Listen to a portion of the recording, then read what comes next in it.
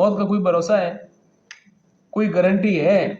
یہ نہیں کہ میں سفید بال داڑھی پہ آئیں گے، سر کے بال سفید ہوں گے تو پھر موت آئے گی، 50 سال سے اوپر ہوں گا، 60 سال کا ہوں گا، 80 سال کا ہوں گا، موت اب آئے گی، ایسے نہیں ہے۔ میں بیمار ہوں گا پھر موت آئے گی۔ موت کے لیے بیماری شرط نہیں ہے، بوڑھا ہونا شرط نہیں ہے، بڑی عمر والا ہونا شرط ہے۔ الرحمن الرحیم عن ابی بکر الصدیق رضی اللہ عنہ عن رسول اللہ صلی اللہ علیہ وسلم علیکم بلا الہ الا اللہ والاستغفار فاکثروا منہما فإن ابلیس قال اہلکت الناس بالذنوب واہلکونی بلا الہ الا اللہ والاستغفار فلما رأیت ذلک اہلکتهم بالاہواء وهم یحسبون انہم مہتدون۔ حضرت ابو بکر صدیق رضی اللہ عنہ نبی پاک صلی اللہ علیہ وسلم سے نقل کرتے ہیں کہ لا الہ الا اللہ اور استغفار کو بہت کثرت سے پڑھا کرو، اس لیے کہ شیطان کہتا ہے کہ میں نے لوگوں کو گناہوں سے ہلاک کیا اور انہوں نے مجھے لا الہ الا اللہ اور استغفار سے ہلاک کر دیا۔ جب میں نے دیکھا کہ یہ تو کچھ بھی نہ ہوا تو میں نے ان کو ہوائے نفس یعنی بدعات سے ہلاک کیا، وہ اپنے آپ کو ہدایت پر سمجھتے رہے۔ سبحان اللہ۔ اب میرے عزیزو، شیطان مسلمان بندے کو کبھی بھی آ کر اگر چہرے پہ داڑھی رکھی ہوئی ہے، باشرہ بندہ ہے، وہ یہ نہیں کہے گا کہ زنا کرو، بلکہ وہ انسان کو اپنے جال کے مطابق، اس کی اپنی جو ترتیب ہے اس کے مطابق انسان کو پھنساتا ہے۔ اسی لیے ہمیں چاہیے کہ ہم نیکی کا کوئی کام بھی کریں تو اس کرنے سے پہلے ہم سیکھ لیں کہ اس کام کی شرعی حیثیت کیا ہے، قرآن و سنت کی روشنی میں اس کام کی حیثیت کیا ہے۔ ہر موقع، ہر محل میں، ہر جگہ میں، ہر چیز کے اندر ہمارے پیارے آقا صلی اللہ علیہ وسلم نے اپنی سنت کو جوڑا ہے۔ آپ علیہ السلام نے اپنی زندگی کا کوئی پہلو ایسا نہیں چھوڑا کہ جس میں ہمارے لیے رہنمائی نہ ہو۔ آپ دین میں جائیں یا دنیا میں جائیں، جوانی میں جائیں یا بڑھاپے میں جائیں، بچپن میں جائیں، جہاں جائیں آپ کو نبی کی سنت قدم قدم پہ ملے۔ آپ علیہ السلام نے ہماری رہنمائی کے لیے ہر جگہ اپنی سنت کو جاری کیا ہے۔ تو ایسے ہی میرے عزیزو، ہر کام میں ہم سیکھ کر سنت کے مطابق جب کام کریں گے، کام بھی ہو جائے گا اور ثواب بھی مل جائے گا۔ کیونکہ شیطان کا ایک حملہ اس حدیث میں جو بتایا گیا کہ شیطان نے کہا کہ انہوں نے لا الہ الا اللہ کہا۔ اب لا الہ الا اللہ پڑھنے سے کیا ہوتا ہے؟ انسان کا ایمان مضبوط ہو جاتا ہے۔ کلمہ پڑھتے ہی پچھلے سارے گناہ معاف۔ اب کلمہ پڑھ لیا، پچھلے گناہ معاف ہو گئے، شیطان کی محنت ضائع ہو گئی۔ شیطان نے دیکھا کہ یہ تو کلمہ پڑھ رہے ہیں، ساتھ استغفار کر رہے ہیں، ان کے سارے گناہ معاف ہو رہے ہیں۔ پھر اس نے حملہ کیا کہ ایسے کام مسلمانوں کو بتا دیے کہ انہوں نے کہا کام تو نیکی کا ہے، کام تو نیکی کا ہوگا، لیکن وہ سنت کے مطابق نہیں ہوگا، تو پھر میرے عزیزو بجائے ثواب کے انسان کو عذاب ملے گا۔ آج یہ برکت والی رات ہے، شب برات اس کو کہتے ہیں، 15 شعبان کی رات ہے۔ حدیث پاک کے اندر آتا ہے کہ اس رات میں بڑے بڑے کام فرشتوں کے حوالے کیے جاتے ہیں۔ کون مرے گا، کہاں مرے گا، کتنا رزق کسی کو ملے گا، کس کو تنگی آئے گی، کسی کو فراخی آئے گی، کون اس سال میں مرے گا، سارے احوال انسان کے لکھے جاتے ہیں۔ تو اب اس رات کے اندر بھی شیطان نے اپنا جال بچھایا، کئی چیزیں انسانوں کو ایسے لگا دی کہ وہ چیزیں شریعت میں نہیں ہیں۔ اس لیے ہم دیکھیں ہمارے پیارے آقا صلی اللہ علیہ وسلم کی زندگی مبارک میں جب شب برات آئے تو آپ نے کیا کہا کہ اللہ سے استغفار کرو، اللہ سے لمبی لمبی دعائیں مانگو، قرآن کی تلاوت کرو۔ جو چیزیں حدیث سے ثابت ہیں ہم نے ان کو چھوڑ دیا، جن میں ہماری خواہشات پوری ہو گئی۔ میرے محترم دوستو، ساری رات کا جاگنا ضروری نہیں، 15 منٹ یا 20 منٹ کی ایک گھڑی ہوتی ہے، جس نے فرمایا ایک گھڑی کو پا لیا اس کو لیلۃ القدر کی ثواب مل گیا۔ ایک گھڑی عبادت کر لی گویا کہ وہ فرشتوں کی دعا میں آ گیا۔ فرشتے اترتے ہیں، کوئی دعا مانگ رہا ہے، کوئی تلاوت کر رہا ہے، کوئی نفل پڑھ رہا ہے، فرشتے ان کے ساتھ عبادت میں مشغول ہو جاتے ہیں. اگر دعا مانگی جاتی ہے فرشتے دعا پہ آمین کہتے ہیں. لیکن شرط یہ ہے میرے عزیزو، ہم اس رات میں وہ کام کریں جو آپ علیہ السلام کی حدیث سے ثابت ہے کہ آپ نے کیا فرمایا؟ اللہ سے اپنے گناہوں کی معافی مانگو، اللہ سے جنت کا سوال کرو، اللہ سے دوزخ کی پناہ. حدیث پاک میں آتا ہے جس بندے نے 3 دفعہ اللہ سے جنت کو مانگا، اللہ کہتے ہیں جنت واجب کر دی. 3 دفعہ کہا یا اللہ مجھے جہنم سے پناہ دے، اللہ کہتے ہیں جا میں نے تجھ کو جہنم سے پناہ دے.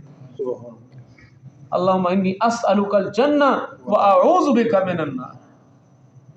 تو اب اس رات میں ہم نے اپنے گناہوں سے معافی مانگنی ہے. یہ ضروری نہیں ہے کہ ساری رات جاگیں گے ساری رات، فجر کی نماز کا ذات ساری عبادت چلی گئی. آپ علیہ السلام نے کیا فرمایا؟ جس نے عشاء فجر کی نماز جماعت کے ساتھ پڑھی ساری رات عبادت کا ثواب ملے.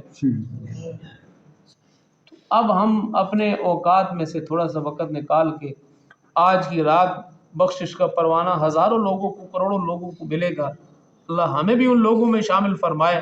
ہم اپنے گناہوں کی اپنے لیے بھی دعا مانگیں گے، ساری انسانیت کے لیے مانگیں گے.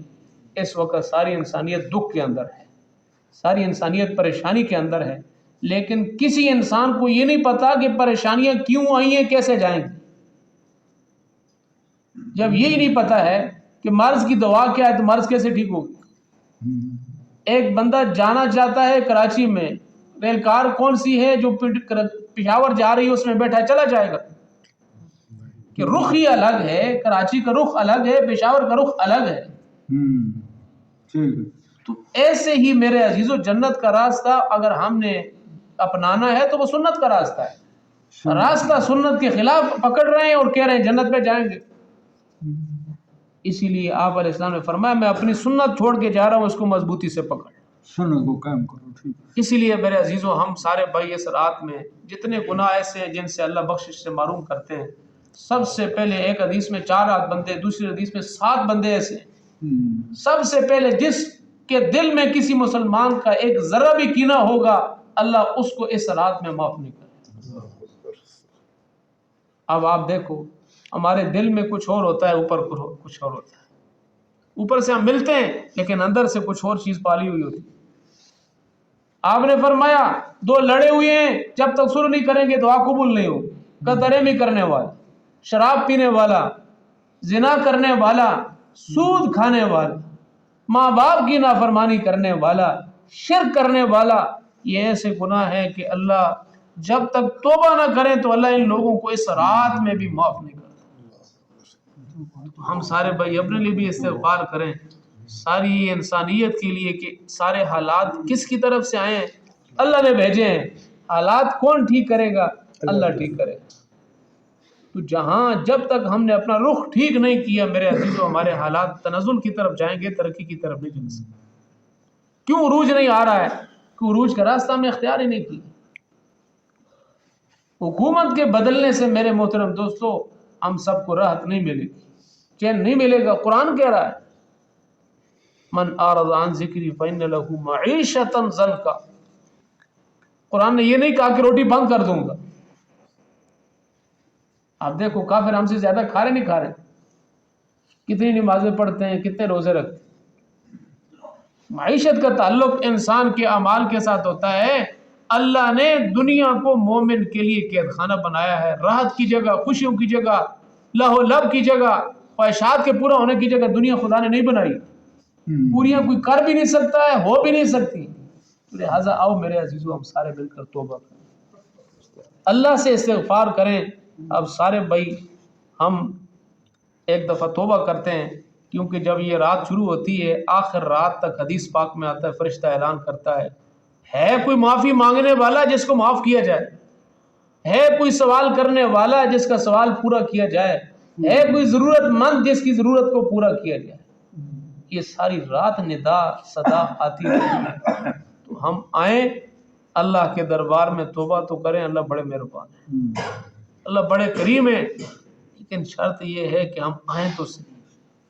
غفلت کی حالت میں موت نہ آ جائے. بس موت کا کوئی بھروسہ ہے؟ کوئی گارنٹی ہے؟ یہ نہیں کہ میں سفید بال داڑھی پہ آئیں گے، سر کے بال سفید ہوں گے تو پھر موت آئے گی، 50 سال سے اوپر ہوں گا، 60 سال کا ہوں گا، 80 سال کا ہوں گا، موت تب آئے گی، ایسے نہیں ہے۔ میں بیمار ہوں گا پھر موت آئے گی۔ موت کے لیے بیماری شرط نہیں ہے، بوڑھا ہونا شرط نہیں ہے، بڑی عمر والا ہونا شرط ہے۔ آپ اپنی آنکھوں سے دیکھ رہے ہیں کہ کیسے کیسے نوجوان اور کیسی کیسی محفلوں میں منٹوں میں یہاں سے جا رہے ہیں۔ اسی لیے ہم نے اصل جو ہمارا ٹھکانہ ہے وہ اس زندگی کے بعد آنے والی زندگی ہے۔ تو سارے بھائی آج بڑی برکت والی رات ہے، ہم اس میں اللہ سے معافی مانگیں، توبہ استغفار کریں، ذکر و تلاوت کریں، جتنا ہو سکے 15 منٹ 20 منٹ آدھا گھنٹہ ہو سکے تو ساری رات جاگیں، لیکن جو آسانی سے ہو سکے، نفس برداشت کر سکے، ہم اتنا کریں اور کر کے اللہ سے قبولیت مانگے۔ یا اللہ میرے بس میں جو تھا وہ میں نے کر دیا ہے، اب آپ کے بس میں معاف کرنا، مجھے معاف کر دیجیے۔ یقیناً اللہ بڑے مہربان ہیں، اللہ بڑے شفیق ہیں۔ امہات المومنین ام عائشہ صدیقہ رضی اللہ عنہ فرماتی ہیں کہ میں نے دیکھا کہ رات کا وقت ہے، شب برات ہے، اللہ کے پیارے حبیب علیہ السلام بستر میں موجود نہیں ہیں۔ میں تلاش میں نکلی، مسجد نبی شریف میں دیکھا آپ نہیں ہیں، باہر آئی دیکھا آپ نہیں ہیں، ڈھونڈتے ڈھونڈتے میں جنت البقیع میں گئی تو دیکھا آپ وہاں دعا مانگ، آپ ان کے لیے بخشش کی دعا مانگ رہے۔ ہم بھی اپنے ورثاء کے لیے اس رات میں اتنے ہمارے رشتہ دار فوت ہو گئے، ان کے لیے بھی بخشش کی دعا کریں، اپنے لیے کریں، اپنے والدین کے لیے کریں، اور خاص طور پہ جو سب سے اہم دعا، سب سے بڑی جو دعا ہے اس وقت کی، وہ اپنے ایمان پر استقامت کی دعا ہے۔ اپنے ایمان پہ استقامت کی دعا کرنا اس وقت بہت ضروری ہے۔ اب نبی پاک صلی اللہ علیہ وسلم نے ہمیں تعلیم دی ہے، یا اللہ میری عمر کے آخری حصے کو بہتر حصہ بنا دے، یہ حدیث میں آتا ہے۔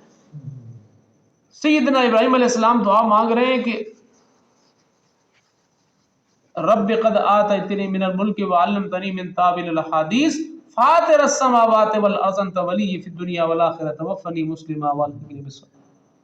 یا اللہ تو ساری کائنات کو بنانے والا ہے، ساری کائنات کو پیدا کرنے والا ہے، میں آپ سے دعا کر رہا ہوں یا اللہ دنیا میں بھی نیک لوگوں میں شامل کر، اور مرنے کے بعد بھی نیک لوگوں میں شامل۔ آپ علیہ السلام نے بھی دعا مانگی ہے، اللہم اغفر فی زمرۃ الصالحین۔ اس وجہ سے سارے بھائی اس رات کو غنیمت سمجھیں۔ ممکن ہے کہ اگلے سال یہ رات آئے اور ہم یہاں موجود نہ ہوں، کوئی پتہ ہے کسی کو؟ ہم میں سے کسی کو نہیں پتہ۔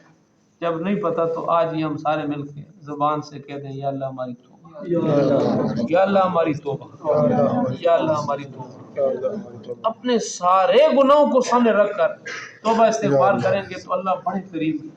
اللہ یہ نہیں دیکھیں گے گناہ کتنے، اللہ کی رحمت بہت بڑی وسیع ہے۔ اللہ پاک ہم سب کو ان ساری باتوں پر عمل کرنے کی توفیق عطا فرمائے۔